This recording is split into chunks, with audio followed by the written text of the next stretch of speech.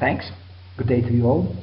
My presentation falls pretty well in this panel after those of scholars Nadish and Agosti.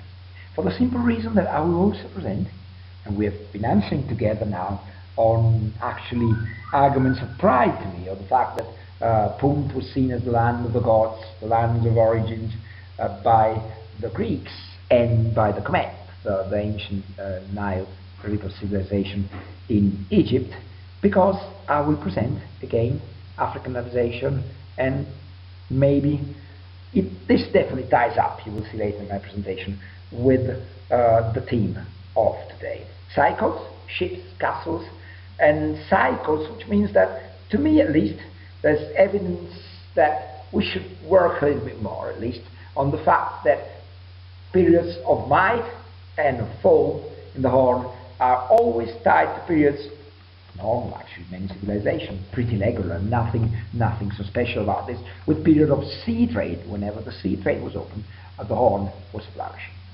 Which seas you would understand, Mediterranean and the Horn, we will see how connected, I mean the Mediterranean and Red Sea, and the Ocean, Indian Ocean above all. Yes, I'm presenting a few new discoveries, starting from the observation that the first real ship is Africa. The first real ship was a canoe. We've even recuperated an entire one about 6,000 years old.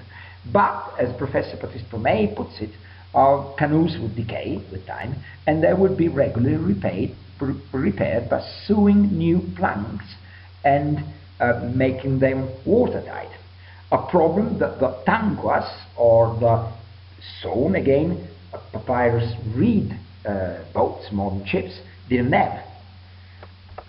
Then, to rather than archaeologists, the era of trouble last period with these pyramids in the Spanish islands, which were not really ancient, Torayel, a great man, an example to me, because he set out to prove with nothing but a bit of fresh water and not enough, a system to desalinize water with the sun, which didn't really work.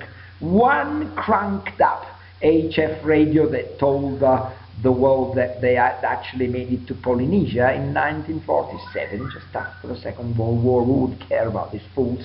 Honestly, they had other problems than famine in the world, but they set out to prove how man, even Homo erectus, could spread on a particularly kind of tight ship, the raft. And here comes a thing a little bit more sophisticated. An 18 meters, 20 meters long ship made entirely of cedar of Lebanon, a replica by the teams of Professor Pomey and the French of Marseille. After they found sewn ships in their own town, they supported the finds, and in fact developed on the finds of Professor Fatovich, as I mentioned in his obituary in the other panel. Rodolfo made his biggest discovery, according to many, not in Axum in 42 years of excavation, but once he helped his friend, he was by then in Boston University, Kate Ward, find some port structures in Sawawis, or Sawazis, an ancient Kemet Egyptian port, because they found these mountable ships, of the African ship, sewn ship technology, also with some tenons, and they found that they were going to Punt. Yes, there was an alabaster, beautiful artifact saying the marvels of the land of Punt. There was a stele and plenty of shards mentioned in Punt, not to comment that if it is for Hatshepsut's expedition, it is scientifically proven that as she brought back furs, monkeys, the monkey's fur, can I really pronounce that? Oh, sorry for that. Oxygen isotope typification, is that anywhere in English or my gibberish, was proving with the sort of science that climate scientists use all the time, that the monkeys that lived in Tigray, northern Tigray, or in Eritrea, no two ways about it. I'm not saying that Punt was only because of that expedition, Eritrea and Tigray, because otherwise Sadamira, my good friends, the Somaliland or Somali people, who shouted at me, because they're probably right to comment that Punt was more generally the Horn too, because simply they haven't found anything, any proven proof, and even though one breakaway country they decided to call Puntland, but it's definitely not an elitist journey alone. This ship had been, at least the original ship found, the one down with Cape Bard bottom left, had been at least 2 times down the Eritrean Sea, and expedition from that ship. So, in fact, the Patrice Pomey discovery and his teams, the French, is that in Massilia they found soon a ship, African technology, made by the Greeks about 2,600 years ago. So I also quote, I'm not a humanist, but I remember this bit very well. Homer, Iliad, book 2, verse 130, cutting it short, ship's planks have rotten, the ropes are freed. Yes, the ships of that famous 9 years or so expedition to Mekele, to Turkey, to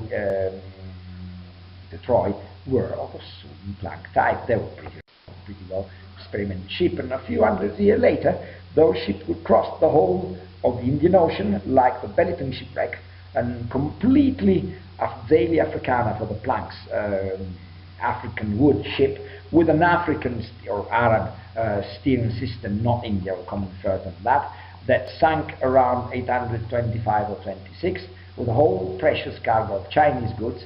But the most elite thing in the prow depicted African, or at least Arab traders or kings, or there's a goblet, there's a beautiful cap that reproduces people with very curly hair.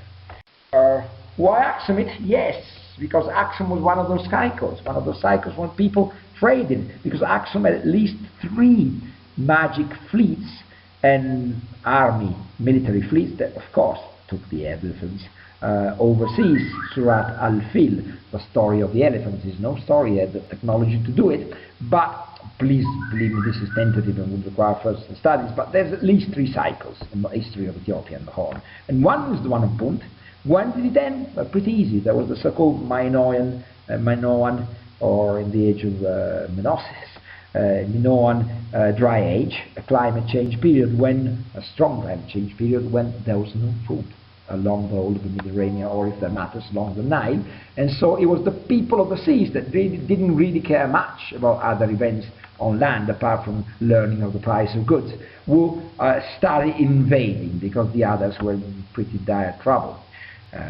I could comment very briefly with an idea of my friend, the famous marine archaeologist who discovered the Axumite ship of Blakasarka, or the local cargo of Blakasarka. He says, listen, the sea peoples of the Phoenicians, the tyrant in the famous one in Sicily dies, and there's total turmoil for a generation. For them it's just Facebook chat. Where's the trade? Should we stop there or not? But we still stop there and we trade.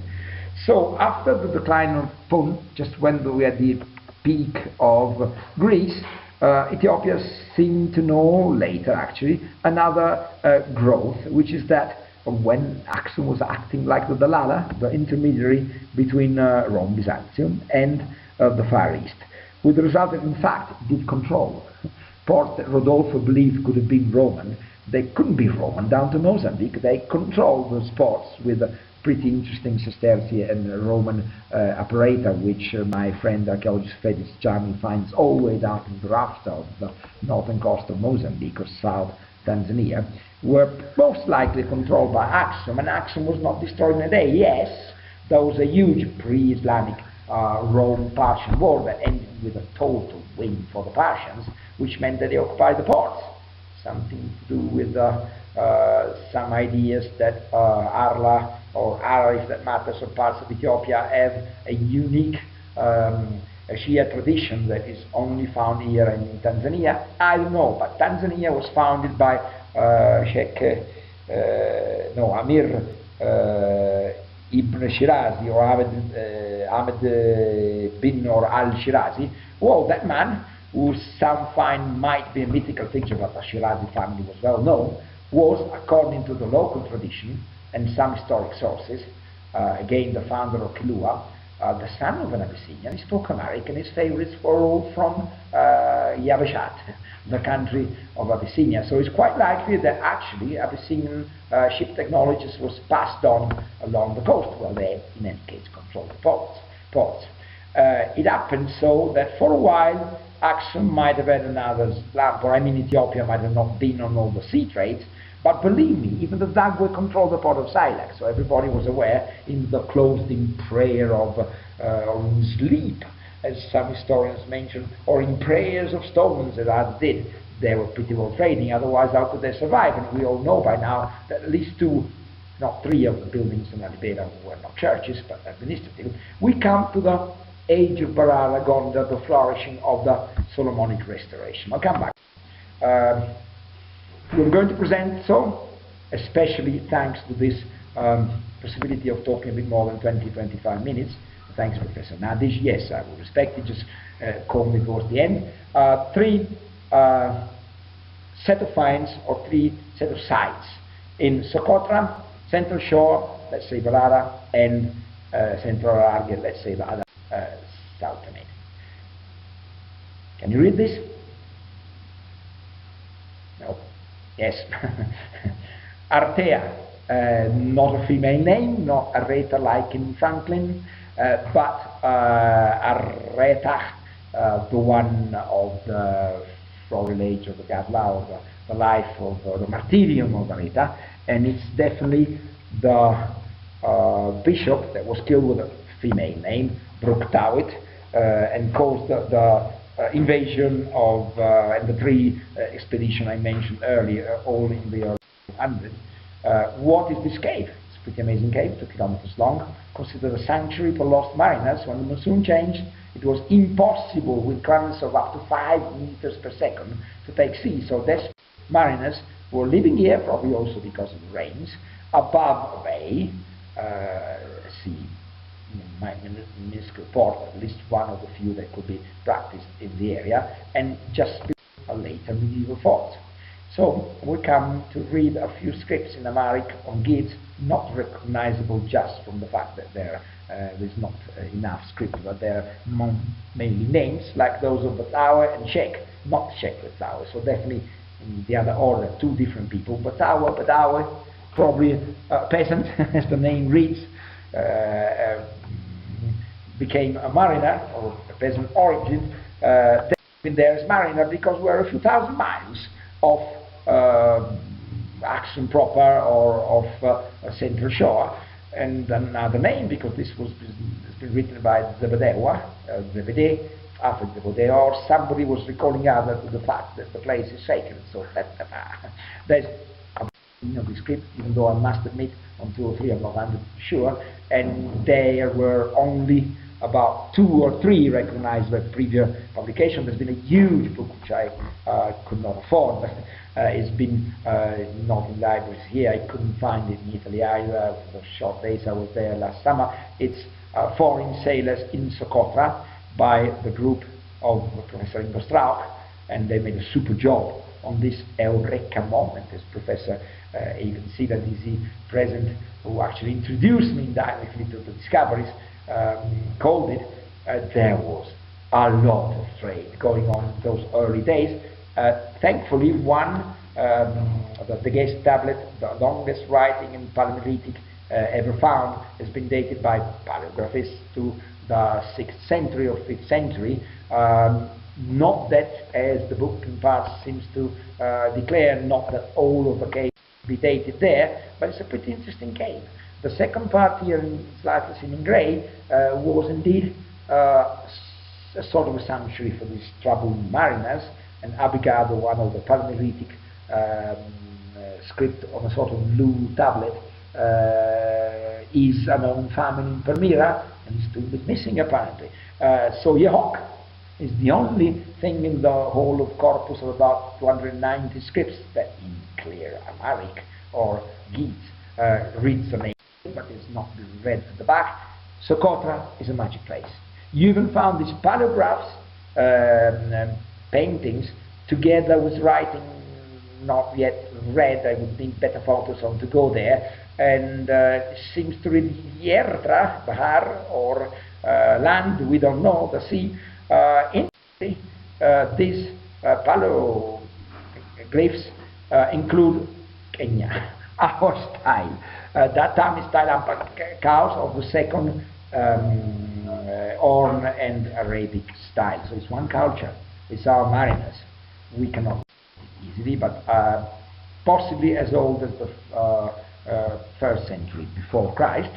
There was incense burners, destroyed apparently, according to Peter the Guest, the cave discoverer, my French speleologist, by eco-tourist visits. And I don't know what a tablet is. Apparently that one is also lost, but it's been well interpreted. And they. Yes, the Indian Ocean. The Indian Ocean is not just Paleolithic scripts, just one, not just 14 scripts, but the whole island as written in Romanic, like this. The Indian Ocean was crossed by the Indians, different reasons. So the scholars have so far attributed this ship because of the area where it was in the cave, because most scripts today appear to be in Indian, as an Indian ship. I don't agree. I think it could have been, but it's more likely African or Arabic because of its particular rigging, of the oars in particular, 2.5 masts, at least, in spite of the enlarged figure of the conductor, 40 tons, 18 meters, quite a cargo ship with these details. I won't go into too many details. I'll cut back to the rigging. I've done it already. The Belitung shipwreck has exactly this kind of conductor with these quarter rudders, of system of conducting. It's not enough an Indian system, at least not those of the Ajanta caves. I'll come to it in the next slides. Note a detail up on your right. The sun hat covers a lot of curly hair. Not exactly a trait of most Indian sailors, but just a comment. So here come the Ajanta ships, from an age which could be coeval, or they're similar ship, but they're not the same. It's 3.5 masts with a sort of spinnaker. Well, that's an important term, I admit, with a totally different oar rigging. And note that this castle was made in the way, so it wouldn't have been the place to steer with the same system as the Arabian and African Aksumite sort of ships, but it would have been rather a sail rigging device. Back to the ships, the shown African ships. Here is Sawawe, low right. That's where Adolfo found his famous kit ships, dismountable ships, as I was commenting before. And this is the bit where it gets pretty interesting, because we have about 140 kilometers of desert from this peculiar formation of the Nile. A lot of people read this as actually taken up in the first map of the world ever. It's an area people are studying, the Papiro di Torino, because it would have gold mines, because obviously it was an interesting place for trade. No one had imagined before Rodolfo and Cape Verd's discovery that the ships were actually cedar wood, dismantled, taken along the Nile and taken on camelback. But it did happen probably more regular than we would think, because after that, in 2005, around the same period, not by chance I believe, the French teams went to look in Nain Sukna, whereas the noted other narrows of the desert to be crossed, or by then it was not a desert by the way, to be crossed to reach the sea before even Senusret the second, and if I'm not wrong, I'm an Egyptologist, but the 1,500, 800 years before Christ, supposed the Canal of the Pharaohs. They had another technological solution. By the way, they are the same stone boats, or actually 43-meter ships in that case, of the Khufu Giza pyramid, and the dismantled, numbered for remounting ship of Khufu, the so-called solar ships, whom we found as old as 5,000 years ago in Abydos. The Comet solar ships, perfect technology, seagoing technology. The technology, so the seagoing Comet technology, has been used also until present day in Kerala, in the backwaters north of Trivandrum, for tourist boats or for cargoes, or mainly to sand. The technique has been so pretty well diffused. It has very different forms, as in this film by the French teams. One they found under Place Jules Verne at Marseille, in Marsilia, the old Marsilia, so Greek ship, 2,600 years old, they developed a study of the techniques, which, for example, my friend Ralph Peterson discovered of the Blackasaca Axumit shipwreck or local cargo, also points to the same sort of technology that developed in the first papyrus that we boats. Here we come to Socotra. I was pleased to hear from Professor Mitiko Hailu, the first presenter and keynote speaker, that a couple of monasteries still hold Resina Draco, the symbol of Socotra, which is again our ancient visitation, and up, as you see it, up left, and they're still using all sort of very simple boats. On top of it, there's a castle. On top of Okalla Cave, on top of that little bay I was mentioning. And Professor Megalamatis and others point that local chronicles know it was built in 1507. So I know the similarities, not perfect, but the same thing. It would have been perfect similarity with the more coarse tower at the back. But this I wanted to point out is the castle in Lancorcia, which is in this forest. There's a fantastic story of a lady cook living there, and the army never came back. So her family for a few generations lived there until it was abandoned and reoccupied about 150 years ago, in the time of Pater Theodorus probably, by local people, residents who are still there, but the local residents are dismantling it. In fact, this tower has been picked up to close the main door, and it is datable too. I'm not as precise as Professor Megalamatis. Notice. An Arab, Yemeni, of Greek origin, really. Socotra is a magic place, a crisscross for foreign sailors. This is dated at around or pre-1430 because it's clearly shown from our map, drawn entirely with their own hands by Abyssinian monks and scholars in 1439 after a long voyage from Barara and Socotra and wherever they were from, because they were picked by hand with little expenditure, as many of you know, for Pope Eugene IV for the Council of Florence. But they passed, as it was known, as many times before, 22 times in those century and a half, the Abyssinians were regular in Ethiopia and they passed by Venice. So from our we used them to have its map painted on hands.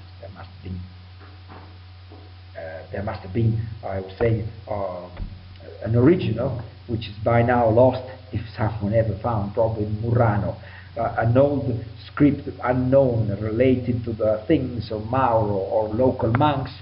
That could be quite a discovery. We are doing a little bit. We see all these forts on the map or not on the map. Sometimes, most of the time, we can only name the sites according to the map's name, because the war destroyed everything. The Ethiopia war, about a century later than how they depicted it, 80, 90 years after the map was finished by Mauro. We found even a tunnel system. These are sorry, these are Dutch peasants, strong guys that helped me free just one section of the tunnels. It was easy. We didn't do anything illegal, I believe. We just moved stones and discovered that people used to use them and closed again, fearing that the leopards would hide inside. But this is well into Maganagna, right above the richest and poshest villas in town, and it's a pretty amazing fort with a normal medieval tunnel like all those medieval forts. So to those who say this is just imagination or castle in the sea, or sorry, in the skies, come and see our sea trade. Let them be so rich to build all these castles just in Vallecca and Toto area. There's 10 altogether. Going into detail here, but jump to another map. The Borgia map was just scutum-like sort of shield with little appliques, but must have been drawn again on indication, not by their own hands, not written there, by those visitors that came before, because this map was well finished by 1430, and it might have been a little bit earlier, and was bought by the Borgia, but it was German-Swiss, and so scholars that must have been in Rome or Venice or where the Abyssinian passed a few times in that period, but I point first the visit of 1403 and 140203, and immediately 2 years later 1405 visits to Venice and Aquileia and then to Rome, because they called the poor old sultan of the Saracens of Adel Abni Cibello, most probably I would argue Ahmed bin Betlai Wadel, very interesting assonance, because the Christians depicted it, local scholars have told me, exactly like it is depicted here. A monster with a people of infidels, I mean, non-Christians, with a face of dogs, and at times going around, or a lot of times going around naked because the air is hot. Not as hot as Tegulet must have burned, with scholar Sam Walker is the name, an American archaeologist with long experience. We went on a site I indicated might have been Tegulet, where people know Tegulet was, but nobody put a lot of attention. Even my students said, oh yes, a family there, Addis gay. Daniel Mesfin, the prince's family there, he was born there. Must have been an older Mara site. Well, it is Tegulet. It's got 3 or 4 elitist sites, nothing like the 10 forts around Addis stroke Barara, but whatever is there is badly burnt. So burnt, there's nothing white left apart from a couple of Egyptian shards of the sort she found in Suakid, according to Jackie Phillips, who saw the photos, a very clever archaeologist. And some work indicated the one in the center as probably a vellum or hanau, parchment preparing tool, which was spared from the fire, but was in any case on soils and sites. One interesting thing about Tegulet is how can we prove it is elitist? Well, can I say that in Amharic? Yetet aloik awach inkunache or wadinoche. The cultural material, the thrown stuff, is semi-precious and precious stone. Not a lot of time for that. We've got to jump back to central Shoa, where we found these towers, Wolfgang hand. This is the Italian scholar I want to introduce to because he's also a passionate and numismatic collector, Dr. Borsi from the university. And here is some of my students entering what I believe, by the looks of it, was likely a church, a chapel, a memorial, with there's something interesting there. I think we should put more attention there. I can't reveal it now, but we have indication this old site is a royal cemetery. But kids are fiddling with the site, and they're ruining it. I see here 2 of my students looking at the niche, which might have been most likely macabre. We believe it was no armadio or consatin, was simply where the bones of some saint or important man was, and then ruins, medieval castle, normal. Everybody knows by now that Africa was such a splendid place of wealth, and in particular a few countries like the Congo, like the empires in Mali, the empire, the richest man in history, or empires in Nigeria, like the Songweredo, the Benin state, and medieval Abbasia, were countries of immense wealth. This photo is going to be published in the next guide to Ethiopia bricks. It took a few months around. We are all aware that there was also plenty of cultural material which is now lost. I wish I could have grabbed hold of this stone and maybe do some micro ramen, very cheap, but I should have picked it up, take it away. Well, this is illegal, so now it's lost, like plenty of decorated stones you can find if you just Google Vigano, Ethiopia, in my publications on medieval Addis Ababa. All of them lost, honestly. I might have a friend who still has a little bit of pigments from this. He didn't pick it up, he just had a stone somewhere. Totally legal, so maybe we will find it again when people will excavate. I hope as soon as possible, because we are losing a major castle every 6 months.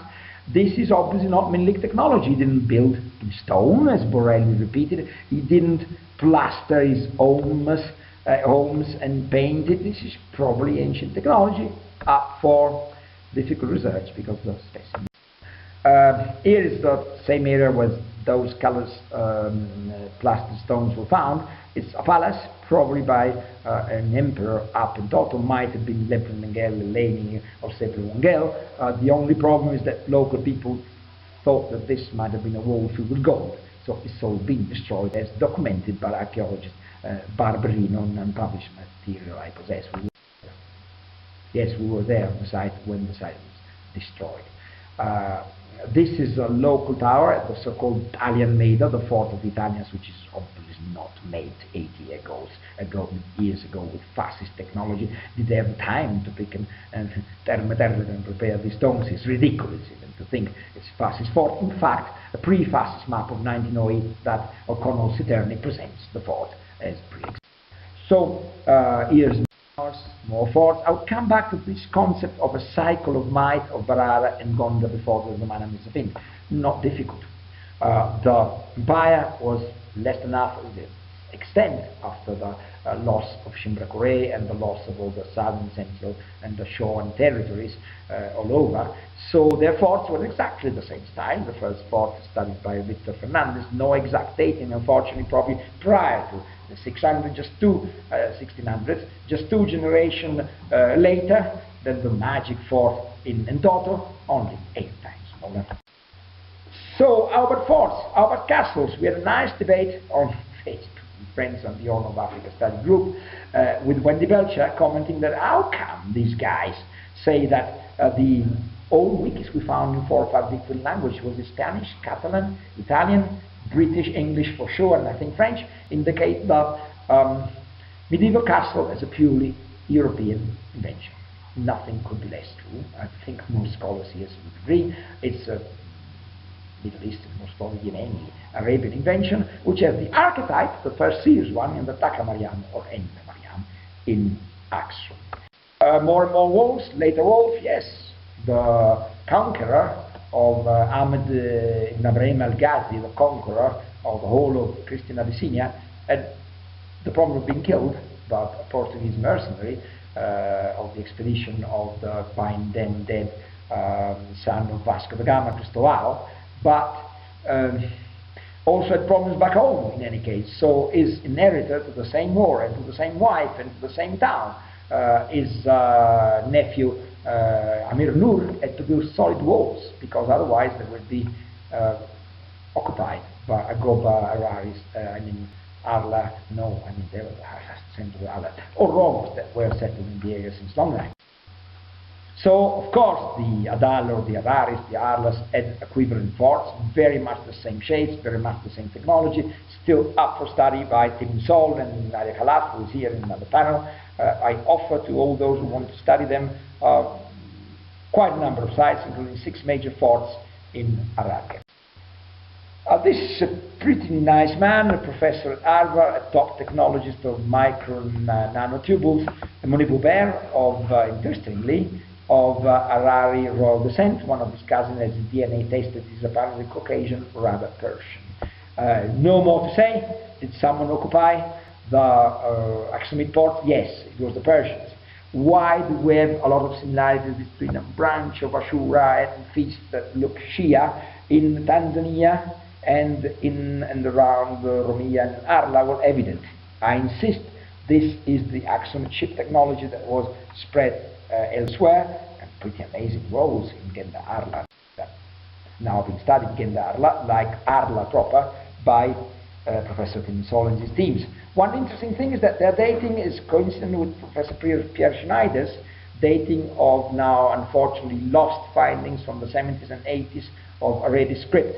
Others had commented this must be posterior to Harar itself, which any Harari would cry foul at, because that's where the civilization started, and it would be from the 1500s. Absolutely no way. In fact, the coins I found there in peasants' hands and a design by Cernetti Rahun brought to the same aging of Arla proposed by Tim and Sol from this excavation, which is, of course, 1100s, because it is also true that coins might have been deposed there after some time, but not evident that 2 or 3 coins would all, from exact same date, would all be found in different sites in Arla if they were particularly old and merchants had kept them for hundreds of years in their pockets. It's more likely, as Sol datation would prove, that they were from a few generations after, or coeval in any case, to their minting.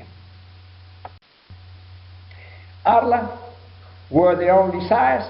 Didn't they have farms? Yes, you can clearly see from satellite, at least limited around the harbor Hadley, just 3, 4, 5 kilometers south west of Ara, ancient rural properties, which are not equal at all to the present harbor Hadley house, which are in any case pretty old.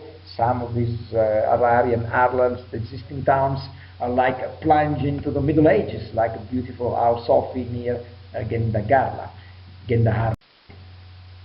So yes, I'm talking about 2 conflicting civilizations, You see the masses, you can guess the masses of sites, you keep on finding Hararge and Jijiga and Addis and the Shoa.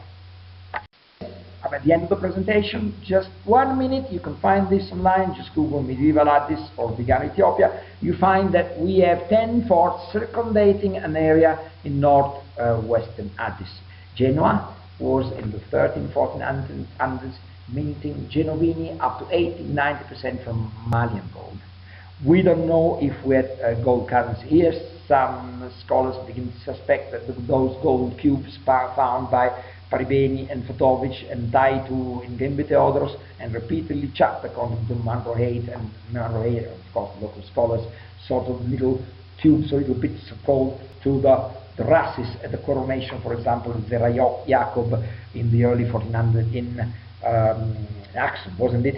Might have been nothing but a form of currency, but these pretty rich people, exporting in cycles gold, ivory, mirror, and slaves via the Indian Ocean had a capital. It was called Barara, and like Genoa has 10 mountain forts protecting its structures and for more forts on the walls, this town appears to have 10 forts that clearly indicate circumventing an area in northwestern Addis where, from our map, clearly indicates Barara was.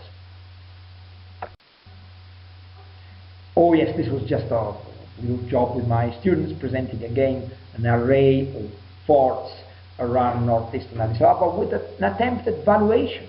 Sorry, the slide is cut, I can read it out to you. 900,000 tourists already visiting Addis Ababa, out of which many are here for conferences for family reasons. If only 10%, excluding the locals, would appreciate the fact that we have the oldest national park in the world.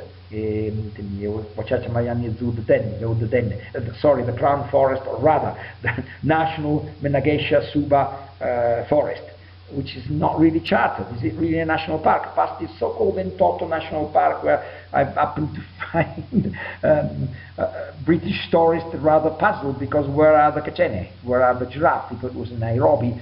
Sorry to say, it's nothing like a properly chartered park. Sorry to say, somebody was going to bulldoze the Pentagon, unless it was for Abdullah Sefer, my personal young hero here, who chartered it as at least a national monument. So whoever did it, no one will bulldoze it to make a 5-story. I did see the project. All full, resort, all full.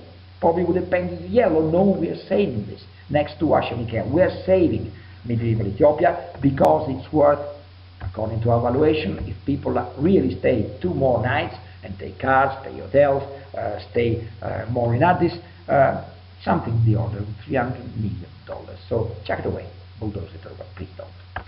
That's the end of my presentation. This is a slide I should recall to present how we have found work or Aksumite coins all the way to Taprobane, that Mangalore, not Mandalore, was making a number of fake work or Aksumite coins because we were never found. Am I right, Wolfgang? Less than 93% gold coins from Ethiopia. Others used lower standards, so it was a business to fake them. But by the way, in the Bredammo Mordini, in 42 published coins looted by the fascists, let's be frank, a big hoard of coins found in the Bredammo during their occupation, probably by them. And so it was Cushitic coins of great value, and they proved again this relationship. One hypothesis is that there were military people that made an offer to be able to come back, and they never came back, or how they get lost, I have no idea, but it came from India. Like from Kaifeng, Oriental China, came a set of coins, including Adashad and Fardorsa, and those of Arla I mentioned, which were in the inner or north of the coast, and that means further indication of further trade. Yes, Peter, I'm finished. I just beg you to go and see more on my page. Yes, this is photoshopped. I took away some publicity I didn't like. The presentation is already up, and below it on my Facebook, my academia page. Oh yes, sort of Facebook for Scholar. A lot of you appreciate. A pledge to save medieval Addis, an open letter to scholars. Some of you may like to see that one. Thanks really for your patience with me.